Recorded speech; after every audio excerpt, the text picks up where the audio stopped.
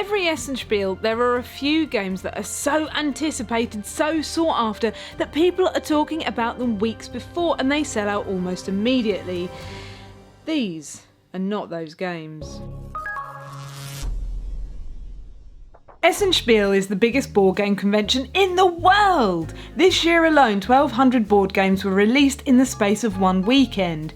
It's a gauntlet that could propel your game to stardom, but with so many releases there's a good chance many real gems would get overlooked. So I picked 5 games I've never heard of and decided to give them a spin. Last year we found a game called I My Favourite Things, and let me tell you, if the outside just looks like a tin whistle, the inside contains a whole brass band, and it's a game that we've played again and again and enjoyed every time we did. But back to this year. Like making souffle out of cat poop and baked beans, some of these are likely to be better forgotten, but it's also entirely possible that something amazing will emerge. By the way, these are all quick games. I mean, it's not my job to invest hours of my time to figure out whether... Oh. What do you do when you're the owner of a Victorian workhouse and you need to teach children how to sew very quickly without the risk of them losing an eye or a finger? You give them Spring on a String and make work fun. Spring on a String is a game where you will take it in turns to pass your shoelace through flowers in this beautifully embroidered square of felt. Although frustratingly you never actually get to tie the shoelace, you'll keep going until you run out of either flowers or shoelace. At this point you'll count the number of petals on all the flowers and that's your score. But wait, there's more. There are dastardly sky raisins that will land on your flowers and, just like in real life, change how you can pass a string through them. You'll set up between 2 and 5 flower colours and a bug to go with them. The bug will then affect the way that colour of flower works. And honestly, I wish they weren't there. Instead of changing up the game, giving you more ways to score or make it more thinky and interesting, they just are a bit frustrating and leave you with a sense of incompleteness. I understand this game is designed primarily to play with children, but don't give them the impression that this is all games are capable of. You honestly might as well make them churn butter. It's more fun and you'll get some use out of it. If you're someone who enjoys taking the shoelaces out of your boots just to put them back in again, this game might be for you. The rest of us will move on to... What do you get when you combine parcel delivery drivers and squids?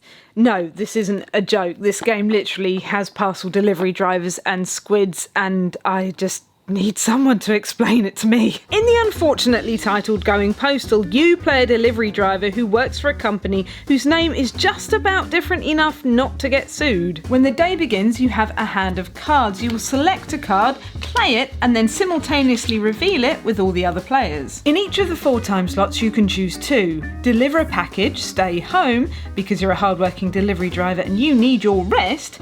Ghost deliver, put a slip through the door without even bothering to knock first, or go to the collection centre to pick up parcels. It's a weird rock, paper, scissors like guessing game where you want to time it so that the card that you play is better than the card that is being played on you. For example, if you stay home while someone ghost delivers to you, you caught that scam and they'll get a complaint against them and lose a card permanently. If you deliver when someone is out, then their package will go to the collection centre, and this, believe it or not, is good because each package is a point. I mean, if they're home, they'll just get to keep it. But if it's at the collection centre, well, you work for the company that owns it and you have the keys. If you go to the collection centre when everyone else is out delivering or staying at home, then you get to take 2 cubes. However, if you play that card at the same time as someone else, then you and your workmate are at it again with the old song and dance, you know, where you're both trying to steal office supplies at the same time and you're pretending that you're not doing it, but you very clearly are doing it. I miss working in an office. You'll try and deliver all your parcels to the other players, but then we come to the age-old question: who delivers to the delivery drivers? Well, you do, because you all are delivery drivers. not squids. You and your emotional support squid will pootle about trying to get rid of your cube packages, but also collect cube packages. What's in these cube packages, you may ask? Well, I like to imagine there's been a big rush on doggles and now people want them as quickly as possible, but you can pretend deliver whatever you like. After 3 rounds the game is over, your day is done, and you can turn all those while you were out slips into a blanket for a well-earned nap. But that's not it. Just because you've got the most cubes doesn't mean you've won. There are achievement cards like deliver 8 packages or deliver no packages at all. However, as one of our friends pointed out, there's no in-game way to keep track of this, so you'll have to use your remembering brain, or a pencil, or a notepad app, or a dictaphone, or a potato print. You get the idea. I still don't know why squid are used as complaints. I did Bing it, but all it gave me was a fascinating article about the fact that squids have noses and how they use them. If you are knowledgeable about complaints or squids, answers on a postcard please. I'm still not sure what to think of this game. The first time we played it we thought it was hilarious, but then it was 1 AM and we had been, and subsequent plays have drawn dissatisfied frowns from our friends who are used to more involved fare. I suspect that if you're having a good time and want a silly card game, this will do the trick, although the publisher sells it for $22, and then there's ironically a flat rate shipping fee of $13 plus any taxes, which just about kills the deal. Folded Wishes is an abstract tile game in which you use origami moves to reposition your tiles and move your meeples with the age-old goal of getting 4 in a row. At the beginning of the game you get a tile. Each has a different ability depending on where you are in turn order. You'll then put one of your origami meeples onto the tile, slide it into the grid, pushing one out, and that will be the one that you'll play next time. Once all of your meeples are in the grid, the real race begins to get them in a row of 4. The abilities on the tiles change how you can slide them in or how your meeples enter play. They're limited, but extra abilities are introduced by arranging your meeples in specific patterns, which is a neat little puzzle in itself. The rulebook even tells you how to fold origami shapes and provides paper for you. They don't change the game at all, but they're pretty to look at. And talking of pretty, the art on the tiles is wonderful, like something you'd find in a Magic Eye 3D book. There is a peaceful quality to the art that belies the head-to-head nature of this game and lulls you into thinking it's going to be a peaceful walk through a shady forest on a summer evening. And then you realise that all you're really doing is sliding in a tile to make a shape, to slide in a tile to make a shape, to slide in a tile to make a shape, slide in a tile to make a shape, and you might want me to stop, but you can't stop Folded Wishes because maybe the other players are having a good time, but you don't want to make shapes anymore. And so you sheepishly ask, is anyone actually having a good time? No? Thank goodness. It sounded like a really intriguing puzzle, but it turned out that Folded Wishes was just a little bit dull. Each move felt like there was a clear, correct path, stripping you of any real decision making. If you're looking for an abstract puzzle, then I'm sad to say I don't think this is it. And if you're in it for the origami, then you'd be better off just buying a book. I'll tell you all my ideas about Looking Glass House.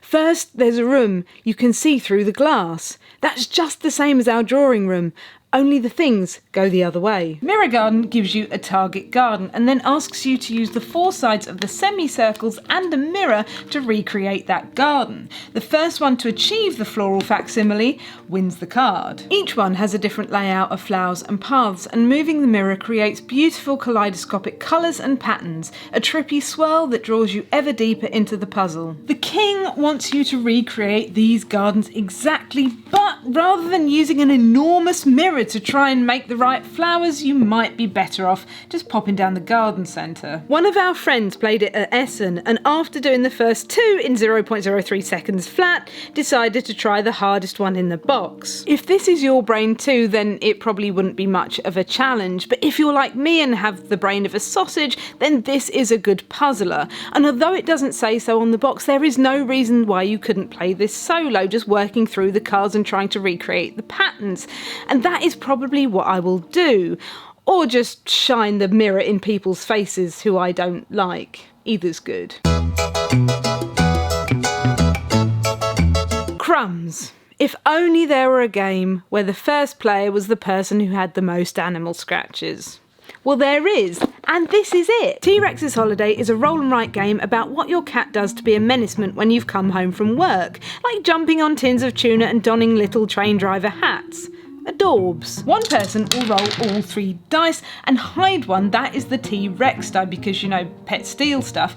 Everyone will then have to place those 2 numbers somewhere in their sheet. The T-Rex die is then revealed and that number will also have to go somewhere, but with the restriction that it can only go into one of the numbered spaces that match it. The 4 different rooms each have a different requirement. For example, in this room all numbers have to be identical. This room wants numbers in ascending order, or this other room wants you to make a specific sum. This makes sure that A, you can almost always place a number even if it's somewhere you really don't want to put it, and B, you're bouncing around from room to room just like a real cat, solving 4 puzzles simultaneously. Don't let the cutesy artwork fool you. The puzzles are trickier than trying to knit a sweater out of cat hair. You'll only score points if you fulfill the requirements, which when you don't know what one of the dice is harder than it sounds. But the greatest twist a game can pull is allowing you to cheat. If you can't write in a legal number, that's okay. Just put on a hood and in your best Ian McDermott voice say, "I will make it legal." Let's say you're filling in a cat train and you have to write numbers in ascending order. Every number you fill in increases your score for that train. So you've already written in 1, 3 and 4, but oh no, now you need to write in another 3. Starting in a new train is rubbish because you're starting an ascending chain right in the middle. So you write it in after the 4. This will naturally break the chain and cap you off at the last legal number. But don't worry, like most things, you can make it better by eating a cat biscuit. Oh god, I've no idea why cats like these so much. When you land on a biscuit space, you can immediately use that biscuit and cross off one of the already written in numbers. Meaning that if you had to put in a number that broke the sequence or was mismatched in some way, you can just poof it away. I love this game. It only takes about 30 minutes, is easy to teach, and is engaging right up until the end. Although instead of being called T-Rex's Holiday, should maybe be called Hubris, the board game. This space, for example, doubles whatever number you write in as long as they're all identical. So you're like, hey, I've got this. I'm gonna write in a... But because that T-Rex dice is not only always a surprise but is forced upon certain rooms, you'll soon realise that you're standing under a waterfall of 1s and 2s and there's only so much room in your pantaloons for that water before they rip. That happens to people, right? That's not just me. And I love a game with a bit of sleight of hand, holding back a little secret and getting to reveal something that never fails to be a delight or a disaster. If I'm honest, T-Rex's Holiday is not the best roll and write. Games like Quinto, Gunshon, Clever and Welcome To are better mathematical puzzles that are a little less rote. But its charm has earned a place in my heart, and by heart I mean board game collection. But Elaine, you've not answered the most important question I have about this game. Why on earth is the cat called T-Rex? Because he only has little legs.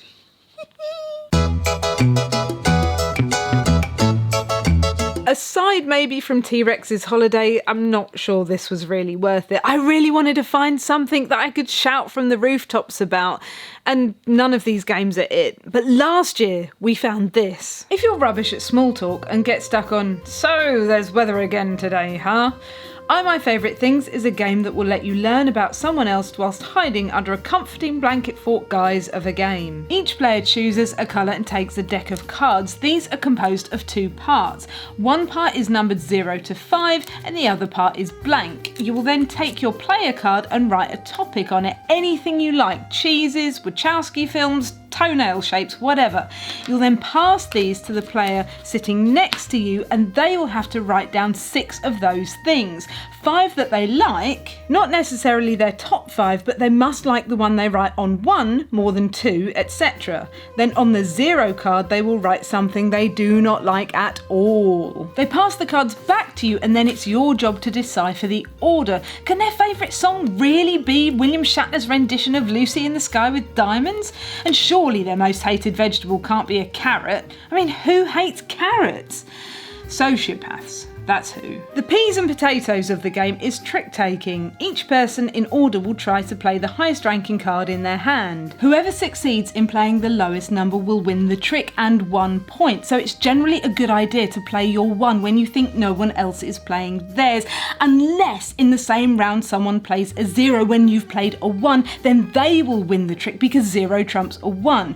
But because you can't tell what numbers everyone is playing until after you simultaneously reveal, it's harder than it seems. Just because you think that the day after tomorrow is Jake Gyllenhaal's greatest achievement, it doesn't mean the person sitting next to you will. The hardest part is often coming up with the category and has led to some odd choices arising from the looking around the room technique, like your best washing powders or favourite things to keep on the mantelpiece. There's one problem: you can't buy this game. Frequently, publishers from Asia will bring small print runs to Essen to entice Western publishers to get a distribution deal. So far, it seems that no one has picked up I, or if they have, we don't know about it. And some of you might lament being exposed to a game that you can't buy, but we would rather talk about it and hope that I sees the light of day again, because you will learn the most ridiculous things about the people next to you. You will laugh, and you will rarely get that kind of action for 20 quid.